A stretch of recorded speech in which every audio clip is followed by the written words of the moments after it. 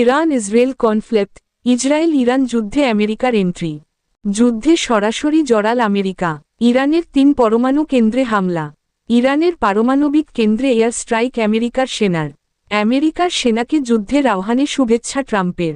Iran এবার যুদ্ধ শেষ করতে বাধ্য, বলছেন মার্কিন প্রেসিডেন্ট ডোনাল্ড ট্রাম্প। সিএনএন সূত্রে খবর, ইরানে হামলার পর ট্রাম্পের সঙ্গে ফোনে কথা হয়েছে নেতানিয়াহুর। মধ্যপ্রাচ্যের মহাযুদ্ধে এবার সরাসরি জড়াল আমেরিকা। ট্রাম্পের হুঁশিয়ারির পর এবার ইরানে হামলা আমেরিকার। সোশ্যাল মিডিয়ায় নিজেই হামলার কথা জানিয়েছেন ট্রাম্প। আমেরিকার সেনাবাহিনী সফলভাবে হামলা চালিয়েছে। ইরানের ফোর্দো, নাতানজ ও ইস্ফাহানে অবস্থিত ৩টি পারমাণবিক কেন্দ্রে হামলা চালিয়েছে। অপারেশনের পরে সমস্ত মার্কিন বিমান আপাতত ইরানের আকাশসীমার বাইরে আছে, দাবি ট্রাম্পের।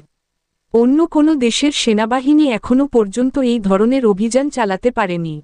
এখন শান্তির সময় এসেছে, সোশ্যাল মিডিয়ায় বার্তা ট্রাম্পের।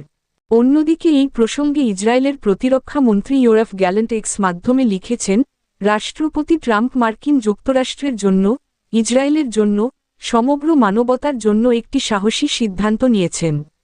বিশ্ব এখন একটি নিরাপদ স্থান। সূত্রের খবর, কিছুক্ষণ পর জাতির উদ্দেশ্যে ভাষণ দেবেন মার্কিন প্রেসিডেন্ট ডোনাল্ড ট্রাম্প।